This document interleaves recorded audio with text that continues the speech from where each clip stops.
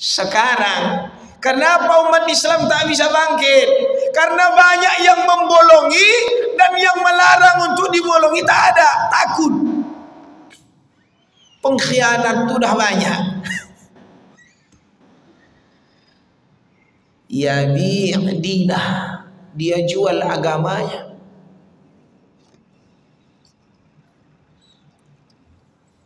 Itu yang menyedihkan.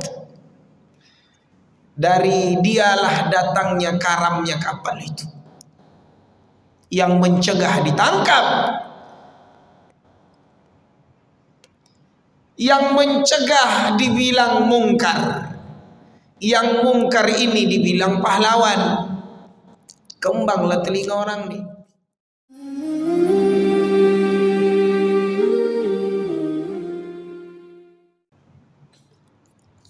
Ini hadis.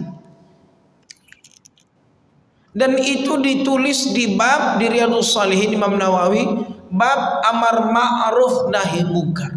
Coba nanti dicek. Bismillah.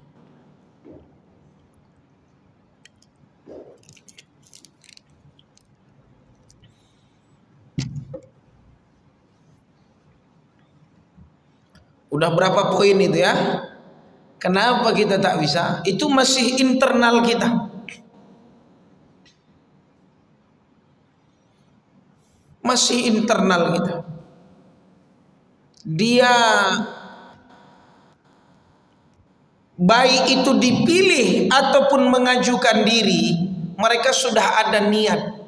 Itu namanya makar.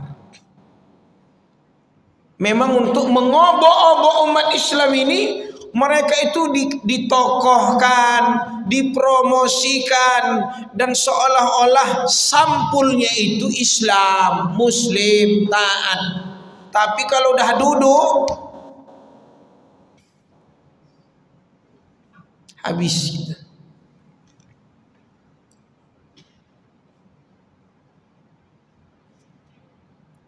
Nah itu dahsyat sekali.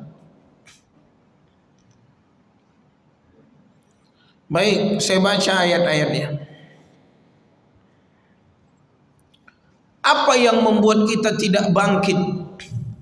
Perhatikan surah Al-Hujurat ayat 6. Bismillahirrahmanirrahim. Ya ayyuhalladzina amanu in ja'akum fasiqun binaba'in fatabayyanu an tusibu qauman bijahalah fatusbihu ala ma fa'altum nadimin. Coba lihat, nida lil mu'min, panggilan ini kepada orang yang beriman. Haji-haji, hai orang yang beriman, yang kalian taat kepada Allah, kalian patuh, kalian yakin, kalian membenarkan Allah dan Rasul, Al-Quran dan Sunnah. Kalau datang seseorang fasik membawa kabar gembira,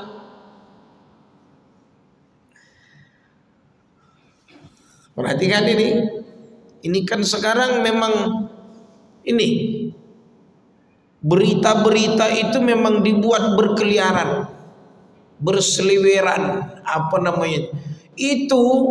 Kami pernah diberitahu Amerika White House, mereka itu ada khusus meja namanya maktabul kazzab, meja pembohong. Kalau sekarang istilahnya buzzer. Memang dibuat itu. Buzzer itu dibayar, dikontrak. Mengacau dia. Kau masalah ekonomi, kau ini masalah sosial, kau masalah pendidikan, kau masalah ulama, kau masalah ini, itu bagian. Ayat.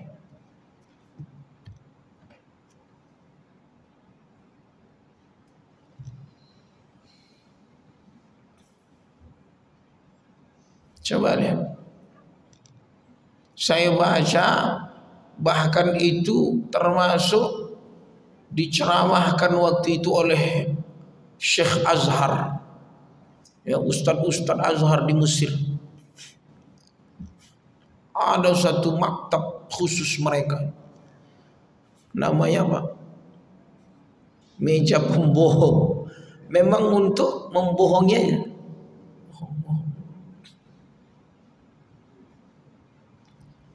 Ayatnya, in ja'akum fasiqum binaba. Kalau ada orang fasik kabar berita, cross check dulu. Tabayyun,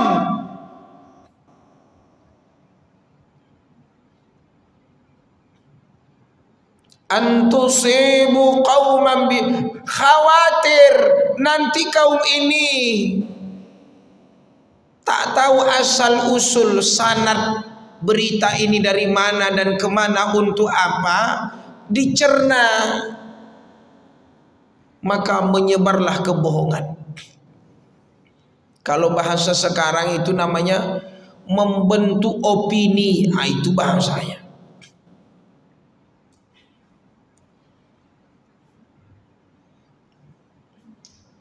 Di mana letak poinnya Ustadz? Sini saya sampaikan.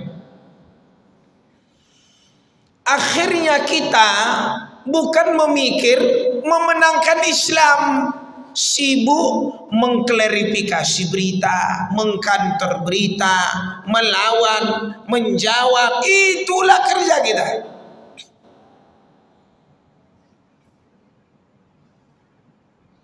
Mereka jalan terus satu persatu syariat ini di tokonya, diragukannya, dia jalan terus, kita diganggu berita ini, berita itu, berita ini, berita itu. Untuk apa? Menghambat, menghalang-halangi. Kalau bahasa Al-Qur'annya apa? Yasudduna an sabilillah, menumpat. Padahal keran itu lancar, ditumpatnya. Yasudduna an sabilillah. Makanya kita, kalau saya kadang ketawa saya, isu minyak makan, isu logo, itu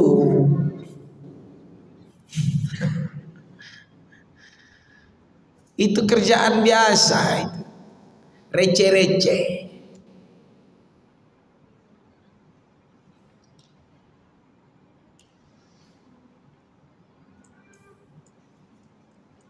Tapi bagi mereka itu semua duit.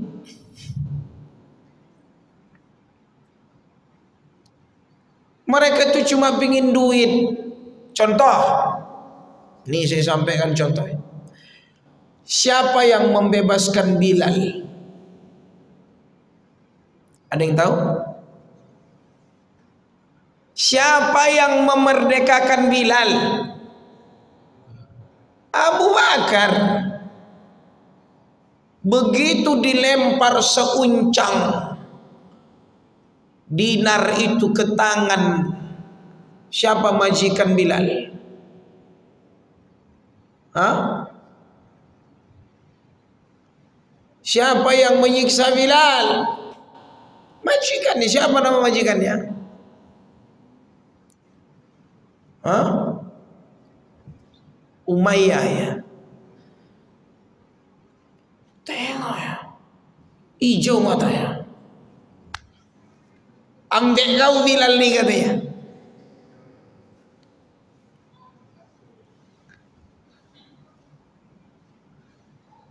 Udah dapat apa dibilang dia? Sebenarnya 1 rupiah pun, bahasa dia, bahasa kita, 1 rupiah pun kujualnya Bilal nih.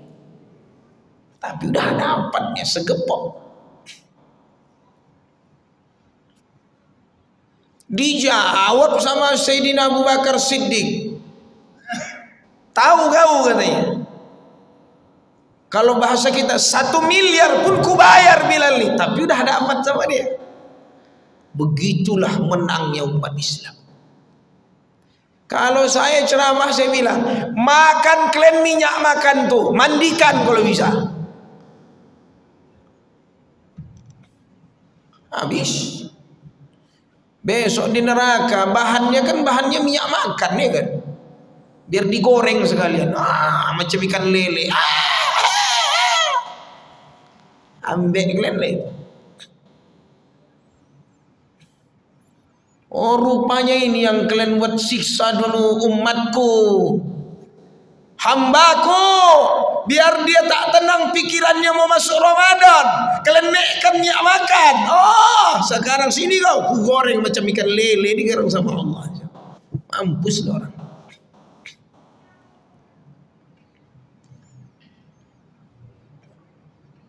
Mereka itu mengganggu aja supaya kita tak fokus, membangkitkan, menyemangati. Ayuhan nas, qum, bangkit kalian, jangan tidur. Musuh itu udah dekat.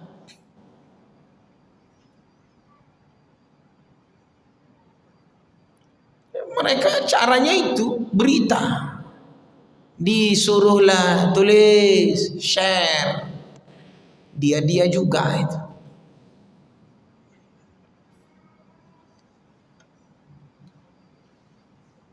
Tapi mereka serius.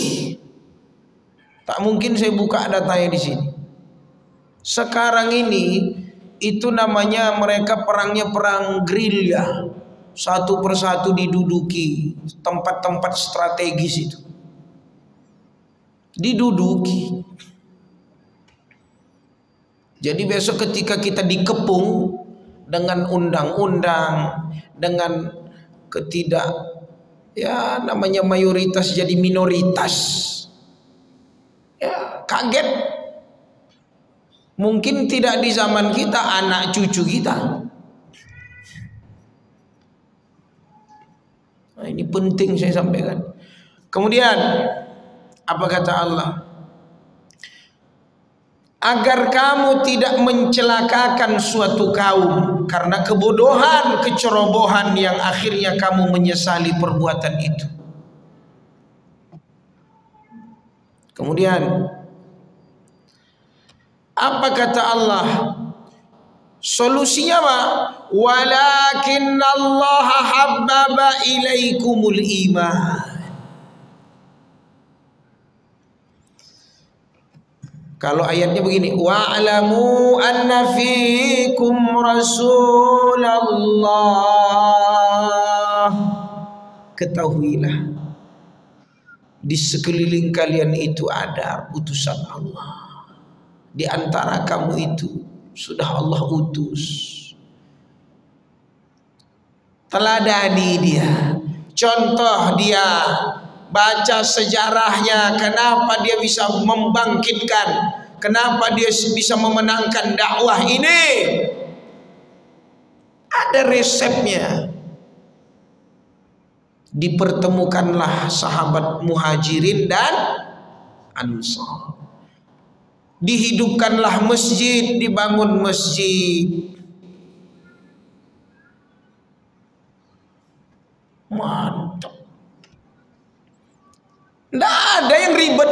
Kata Nabi, kalau ingin bangkit, kembalikan umat ini ke masjid, persaudarakan. Makanya saya tengok begini, ada ayatnya begini, ayat Al-Hujurat ayat 11. Perhatikan. Ya ayyuhalladzina amanu la yaskhar qaumun min qaum asa ayyakunu khairan minhum. Hai orang-orang yang beriman, janganlah kamu, kata Allah, mengolok-olok suatu kaum Karena boleh jadi yang diolok itu lebih baik daripada yang mengolok.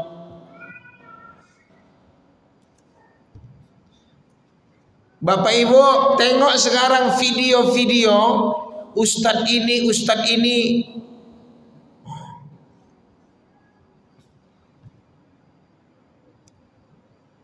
neraka, kami tak neraka, kami surga, kalian yang neraka.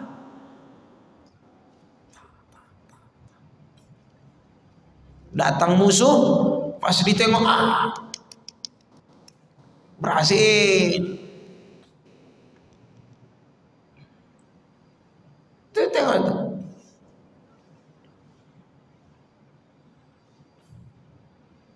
Bahaya itu, bahaya. Saya ulangi, hai orang-orang beriman, janganlah suatu kaum mengolok-olok kaum yang lain, karena boleh jadi mereka yang diperolok-olokkan lebih baik daripada yang mengolok-olok.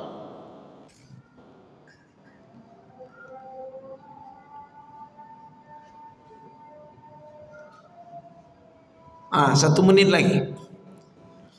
Begitu juga wanita, nggak boleh mengolok. Ya, bisa jadi yang mereka menghina itu ada yang lebih baik.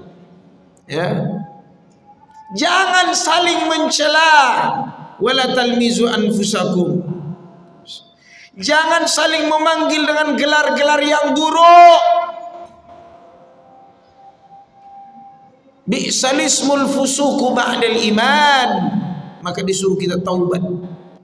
Terakhir, ya ayyuhalladzina amanu ijtanibu katsiran minadh-dhann. Jangan berburuk sangka. Inilah penghalang kebangkitan. Tapi selagi penyakit ini masih ada di tubuh umat Islam, ya tengok aja lah. Kompak. Kita harus kompak. Insyaallah kita akan menang, bangkit dan jaya insyaallah. Allahu Akbar. Assalamualaikum warahmatullahi wabarakatuh.